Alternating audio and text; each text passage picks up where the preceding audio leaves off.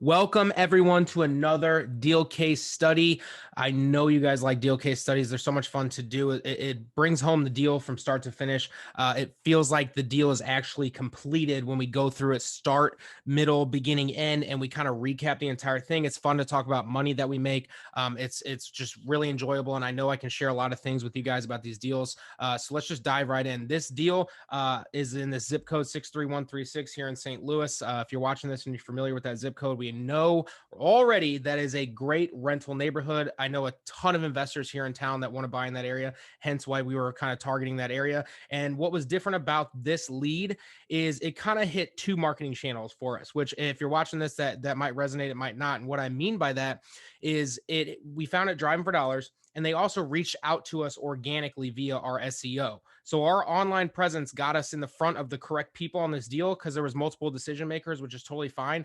But we also had found it driving for dollars, which is always kind of a funny moment when you get a lead and you had already had it in your system. You just had the wrong phone number, you had the wrong email, you just never got in touch with the person that was in charge of that deal. We knew it was a deal when we found it driving for dollars, which if you're not driving for dollars, that is number one hot lead source on the planet. I feel like it always will be. It's very proactive. But also with house flipping SEO, that is what sponsors this deal case study. There is no better motivation when it comes to a lead when they reach out to you organically on the internet. This is the 21st century. You need to be online, and this is a screenshot of our business hitting the number one spot on organic SEO here. And so this deal case study is brought to you by House Flipping SEO. Check out houseflippingseo.com if you want that organic repertoire in your leads. It is one of those things where it's going to last a lifetime. Anybody who's watching this and has ever thought about SEO, check out that website. Feel free to reach out to the email that's on there as well. They're happy to answer any questions. So let's just dive right in, because without being on Google or being on the internet, we wouldn't have got this deal. Potentially, we had the wrong phone numbers. Like I said, you can drive for dollars, you can door knock, you can do whatever you want on planet Earth, and there are still going to be deals out there that you will not get in front of because they are deep. They're relatives. There's people that have to reach out to you to get these deals. And if you're not on the first page of Google, your business is dying. I promise you. Houseflippingseo.com. Check it out. So, how do we get this lead? Like I said, driving for dollars. It was also an inbound phone call from Google. They had called us and they were already accepting offers from other investors. I am always okay with hearing that because other people might think it's a cattle call. We might not be the best offer. Whatever you're talking yourself out of, get over that crap. We had been trying to get in touch with this lead for a long time, and thank God they reached out to us because they were ready to sell. And the fact that they were already accepting offers tells me they're ready to sign a contract. We love that. So we pre-qualified it. We do not want to overcomplicate this. The whole intention of that inbound or outbound phone call, however that works, is to get to know the seller, get to know the things that need to take place in order for that deal to get done. Some people, especially when they reach out to you off the internet, they already have a predetermined idea of how the deal looks when they reach out to you. If you just ask them what your picture perfect scenario is, or you ask them a number of other questions that we help with in the program on house flipping SEO, all of that stuff, you handle an inbound lead a little bit differently, but there's still things that you need to know as an investor, as a wholesaler, whatever you're doing as a rehabber. You got to know the condition of the property, the timeline for them to make a decision, and various other things along the way, and their asking price. There's 4, 5, 6, 7, 8 things really that's ever going to come up in front of a deal, and definitely find out who those decision makers are on this deal. Like I said, the reason we hadn't gotten in touch with the people yet was because there was multiple people involved. They were out of state, actually, we found out. And the lady that reached out to us wasn't even the decision maker. And I'll get into the details here in a second. But the condition, when we asked about the condition of the property on the phone, it was very understood that it was a rental neighborhood. They immediately gave us the energy on the phone of, yeah, it needs some work. We're accepting offers. We're keeping this off market. We're not listing it with a realtor. There was no reason to complicate the deal. I say that all of the time. And then we ended up finding out that the brother-in-law was a real estate agent, and at least they said he was. He ended up reviewing the contract. We sent it to his official email. No idea why they didn't just try listing the property, because they wanted a quick sale. It does not matter why somebody does something. It just matters that they're willing to do business, and they are reaching out to investors, and we just happened to be one of those people because we were on the first page of Google. So it makes you wonder though why they didn't just list it. I still think that because I feel like they might have got a better offer, but they got to get that listing, they got to pay the agent fees, they got to do all this other stuff. But I never brought any of that up on this deal because you do not need to complicate it when you know they're ready to sign a contract. That's what I wake up every morning. I say, who's going to sign a contract today? And I'm not going to get in the way or get in my own way of somebody signing a contract. So we just blast through those questions as quick as we can. So initial appointment, we pulled up. Great rental property, obviously vacant. We ended up finding a lockbox on the back of the property. They gave us the code. We didn't know that was there at first until we showed up and they told us the door was open. So we ended up calling the seller. It was kind of awkward. We're standing there with a bunch of people about to walk this property at like 4:30, 5 o'clock in the afternoon. And we didn't even know if we could get inside of it. If you're watching this, you know that happens all the time. So we kind of already got the we're going to have to reschedule this appointment feels going on. So what are the first things you notice? I love this property because I knew it was a 3-bed going into it, which is exactly what we want. This is a rental neighborhood. Does not matter if it has a carport, garage, or none at all, because most of the time you're going to rent a property. It really isn't going to affect it in this zip code specifically. You just want those beds and those baths. And this property does have a basement. I'll get into those pictures here in a second. But one of the big things that we noticed pulling up was there was no trees and decks or any crazy outside woodwork or any of this stuff that needed to be repaired. There's a tree out back, but it wasn't in the vicinity of the house enough to gigantic rehab budget kind of thing where we didn't really need to budget for that. And we've just been getting killed by trees on budgets lately. And sellers just don't seem to understand how expensive tree work is. Some of them do, some of them just don't, because the next guy in line that's going to come make them an offer might not even bring it up. So we've definitely missed out on deals because of budgets when landscaping and tree work's involved. So we pulled up and that was on the top of my mind. I said, oh, sweet. No big outside expenses already. Definitely could use a roof. Not a big deal. These are all problems that we're just kind of racking up in our mind, right? We're looking at this house like it needs paint, it needs a roof, it needs gutter work, it needs siding potentially, how much you want to blow it out, how long you're going to hang on to it. But you don't have to touch the yard. It's beautiful. The driveway is straight, perfect, not an issue. It's got a nice long driveway. You can park multiple cars in it. Carport looks good. And when we pulled up and I talked to him on the phone, I said, well, hey, can we get inside the house? They didn't even really want to give us the lockbox because they hadn't given the lockbox to anybody else. And we ended up getting that out of them, which was already putting us at the top of the list of who they're trusting and already willing to do business with. And for whatever reason, that just made this deal more interesting right when we showed up. So we started walking the property. I'll get into the pictures here in a second, but the entire purpose of this is to figure out, if you haven't already got the contract signed on an initial appointment, whether the seller is there or not, that you need to figure out what do I need to do to leverage the situation that they're in to get them to sign paperwork, and ask what's the next steps for them. This was a little bit of a more unique situation because I didn't really have to pry anything out of anybody because they were ready to sign. We knew that when they called. Just because we found it driving for dollars doesn't mean that I needed to approach it like a cold lead. And so let's just go into the exterior photos here. Here's a carport. Like I said, really great. The gutters need work. Siding's perfect. Wouldn't touch it. And it needs a roof. And there's that big tree in the backyard that you see on the right here, but it's far enough back from the house that it really wasn't an issue. You might want to trim a couple branches off of it. No big deal. A couple $100 here and there, unless you know a guy, you want to get up there with a chainsaw. Everybody can do these deals differently, and it's up to you to figure out where you can, slow down on money or speed up on other things and go better in the kitchen. And kitchens and baths are more desired. And if you want to blow out the inside, I hate doing outside work on rehab or on rental properties just because it really you don't ever get it back. Because people are inside the houses, as a rental neighborhood, a rental property. This concrete right here just needs to be cleaned off. There's like a couple of railroad ties around it. No big deal. Clean up the fence. And then here's some more interior photos of the house. We walked in, and I'm going to sit here for a second and let you guys look at this and figure out what's wrong with it. Look at the floor. Just look at the floor. Just look at the floor. The flooring is not staggered. Not that the flooring was going to stay anyways, but we walked in and I like laughed because this is one of those things where you look at the back of any box of flooring and this is what they say to not do. And I just thought it was priceless when I walked in and I see this perfect laid out rows next to each other on this flooring, and it's just not installed right. Obviously they had no idea what they were doing, it was just comical because it looked so bad and just caught my eye so bad. And you can see it here on the left. It goes all the way down the hallway. And then you got some fake brick, sweet, awesome fake brick here, updated thermostat, no big deal. And it needs paint. And this one actually had crown molding, which I thought was interesting because most houses don't have it in this area. And I haven't really seen it in a rental house in a while. So that caught my eye as well. New doors, it needs new flooring, it needs paint, it needs outlet.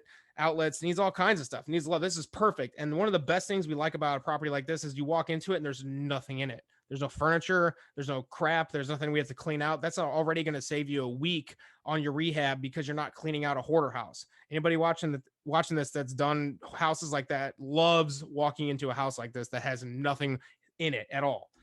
So here's some more interior photos. It had older hardwoods that I don't know if somebody had tried to restain them at one point. They were just kind of grimy, but they need to be refinished. All new baseboards, window treatments, paint, doors, door fixtures, and once again, perfect rental property. There's not even a light in the ceiling. I would put one in, just me personally, because I don't want a bunch of people plugging in lamps and getting all weird. So that's definitely something we talked about on this property as well, to in our team and to our cash buyers that were walking this property with us. We did end up wholesaling it, and I will get to the numbers here in a minute because it's a perfect property and everybody in town wanted it. Tends to be the way things are going right now. And then here's the property, or the picture on the right. Bathroom needs everything. I don't know. There's like 3 layers of flooring on here. Toilet, everything's got to go. Surround. The window was actually a vinyl window updated, but everything's got to go. You know, you could turn this into a closet, a linen closet in the bathroom. New ventilation up top. New door, new flooring. Like I said, new vanity. I don't have a picture of the other side of where the mirror was, but it's all jacked up. It just needs a whole bathroom. Not a big deal. And then here's a picture of the kitchen on the left. This kitchen, pictures always make houses look so much better than they are. This kitchen was so gross. The flooring was like kind of squishy a little bit. And there's this like old vent over here that's for a stove that's not sitting here anymore. And it's just kind of gross. There's a lot of things going on, but once again, it's not full of crap, which we love. But you know, cabinets, kitchen countertops, new appliances, new fart fan. Probably not. You're just going to cover that up and you're going to put a microwave here over the stove like everybody does in rentals. And you know, new baseboards and new vents for the HVAC and new window treatments and paint. Same thing. Textbook kitchen, perfect rental property. Nothing crazy going on here. So the deal logistics, I'm blowing through this on purpose because this deal is so simple, and I'll show you some more pictures here in a minute. This is textbook real estate investing right here. So we found this property driving for dollars. We did skip trace the property. We found a bunch of people attached to it. They're really hard names to pronounce. I don't know how many letters are in their last name, probably 12 or 13. And it's just one of those deals where I'm like, I don't even know how to ask for the person's name. I wasn't really engaged with cold calling it. I called it a couple times, left a couple messages, just kind of forgot about it, as we all do. It was just in our system, but they ended up reaching out to us, and I double teamed the lead, not realizing it at first. So we actually tried reaching out to it with other people on our team afterwards to try to kind of good cop, bad cop the sellers, right? Because if we know they're ready to make a decision, you can cold call. Huge tip here. If you have an inbound lead on your website and you have the person's information, there is nothing stopping your team, or even somebody you do business with, or even a competitor, if you have a good enough relationship with them, reaching out to that seller cold and saying, hey, I saw your property, 123 Candy Lane. I noticed it was vacant, yada, yada, yada. Plug in the details that they gave you already on the back end that you know, and use it to try to set an appointment. And you can either be the good cop or you can be the bad cop. You can make a good offer or you can make a bad offer. However you guys want to play that game is up to you. We have done this on deals before, and it doesn't change the deal at all. It just flushes out things that you might not have known about the deal to get it done. So we do that all the time whenever we have inbound leads. It doesn't happen every time because this deal was perfect textbook deal, not a problem. This happened by accident. So they were ready to sell, ready to make a decision. From first contact until the day of closing, I just, 5 weeks. I don't know the exact days. It was pretty quick. We kind of forgot about it because it was one of those deals where you sign the contract, or you walk the property, make the offer, negotiate a little bit, sign the contract, and then you just set the closing date. And we had a virtual closing with, everything that's going on. We had a virtual closing. There wasn't anything crazy. I never met the sellers of this property. I only walked it one time. Our team only walked it one time. And then I put on here, the property had 2 decision makers, but it really had 3. There was 2 people that had to sign, but everything had to get approved by the brother-in-law, who was a real estate agent, supposedly. So there's really 3 people involved with this. And the chances of us getting in touch with the right person at the right time, cold outreach, cell phone call or text message or email on a deal like this, wasn't collectively going to happen. So this was kind of how, what I meant earlier is you're missing out on opportunities that if you're not on the first page of Google, you genuinely are never going to get some of these deals because you're never going to find all of the right people. And even if you do, they're already making the decision emotionally, collectively. We're going to get online. We're going to call 5 companies that we find on Google, and we're going to reach out to these people. I don't care if anybody ever cold calls me ever. So you're naturally just going to miss out on some of those deals if you're not on the first page of Google, or at least on a Google My Business listing or any of those things. So definitely check out houseflippingseo.com and read through that description and all that stuff that's on that sales page. Incredibly powerful stuff. This deal would not have happened without it. And I'll get into the numbers here in a minute. So we had competition on this deal with other investors, wholesalers, which is pretty textbook when you get an inbound lead, no matter where it comes from, because like I just said, they make the decision to get online and they reach out to 5 people. Because if you're shopping for a Dodge Stratus, terrible car, but if you're shopping for a Dodge Stratus, you're not just going to go, you shouldn't just go to one dealership and hear one price, right? And so this is a huge downfall of the automotive industry. I'm not going to get sidetracked with it, but you should not do that. So if you're getting online looking for an answer for something, don't just read one source, right? So they're gonna reach out to multiple people. It's totally fine. It happened on this deal, but we also knew we have a really good network. We also wanted the property for ourselves as a rental property, which we didn't end up keeping it because we couldn't really negotiate as good as we wanted to buy it, as deep as a discount. But we had competition. It's not a problem.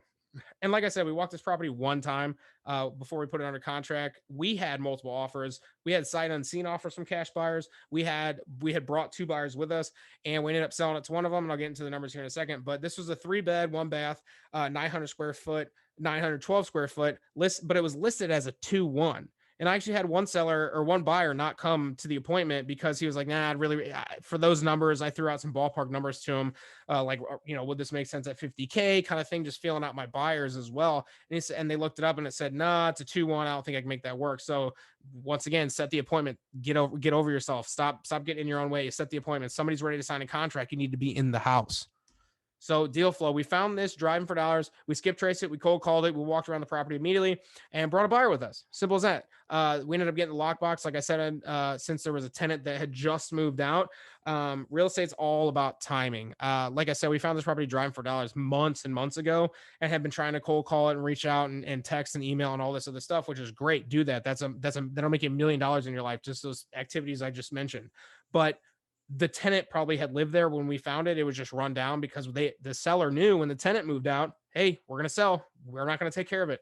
So we ended up just timing it right. They reached out whenever they needed to sell. So we walked the property.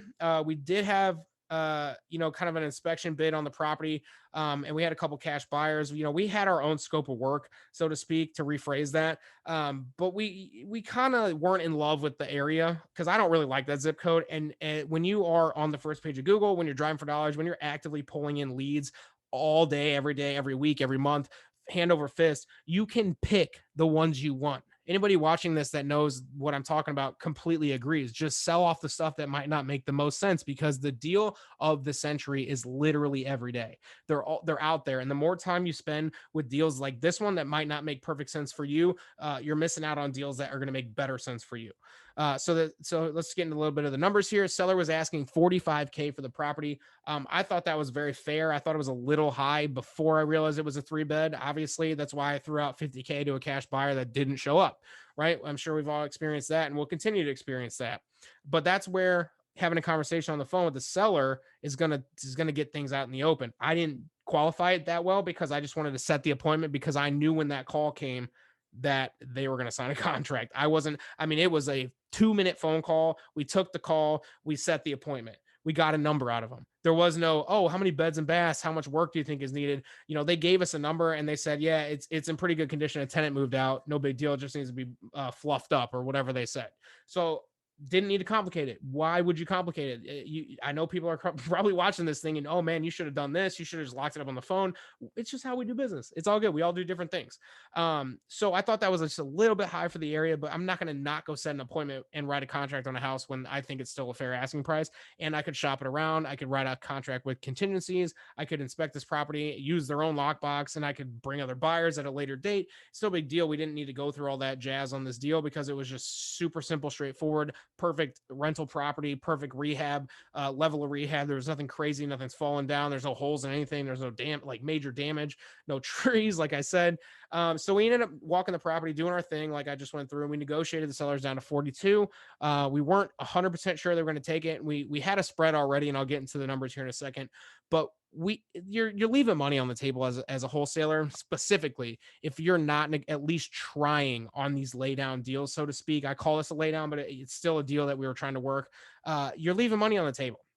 We thought they owed a mortgage of 35,000, which they ended up coming to closing with like 400 and something dollars out of their pocket. Even when we negotiated with 42,000, 2 years back taxes, sewer lien, other stuff they didn't know was going on. They had owned the property for a long time.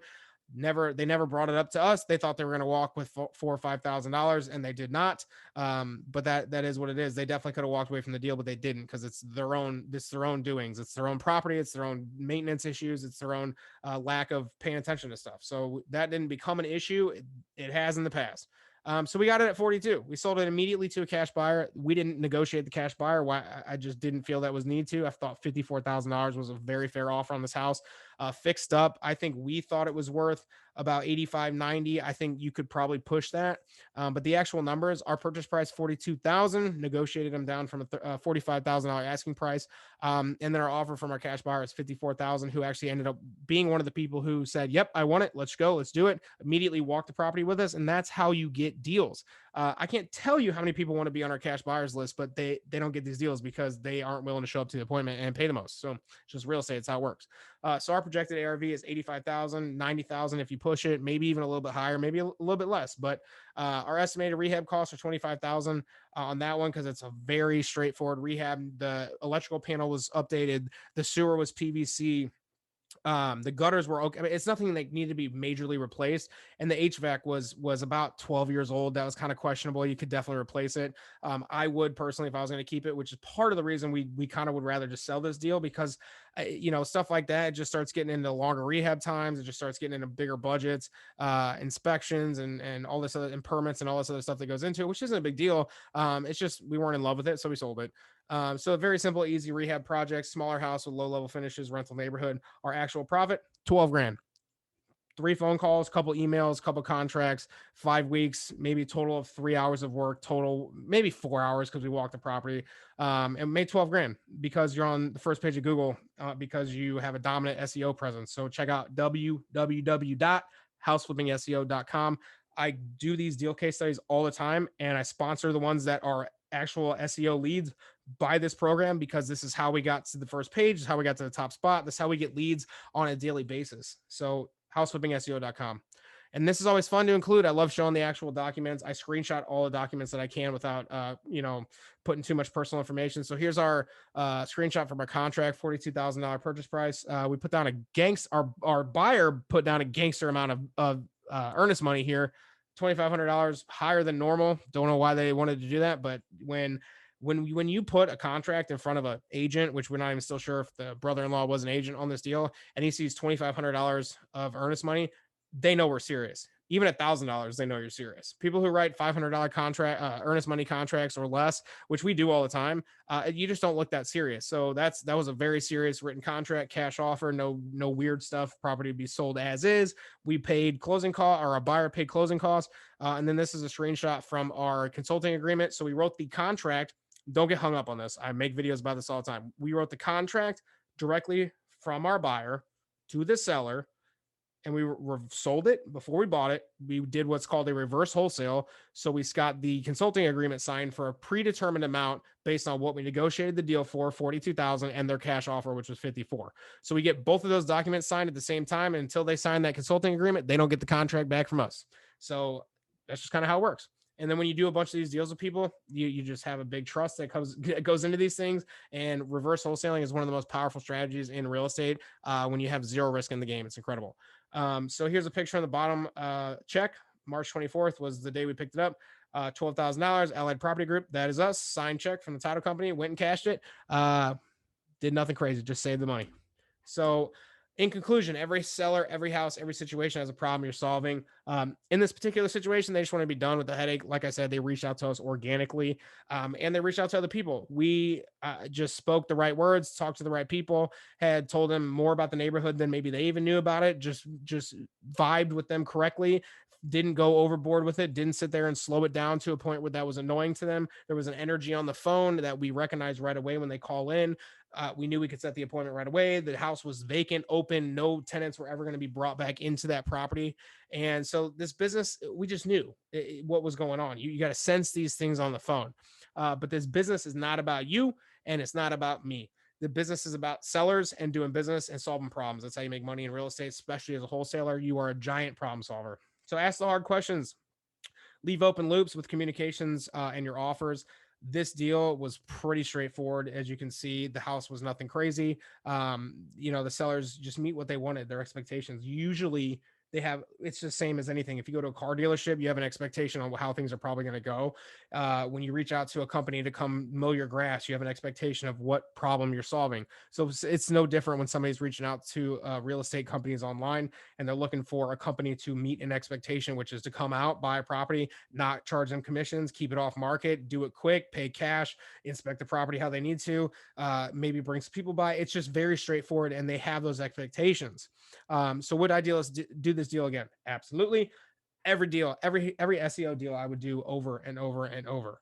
And what's cool about this deal too is we ask so many questions throughout the process. The lady really liked our team, and we talked to her a lot. Her name was Mary, and we are still working on other houses that they own. It's all about timing, so they're not ready to sell yet.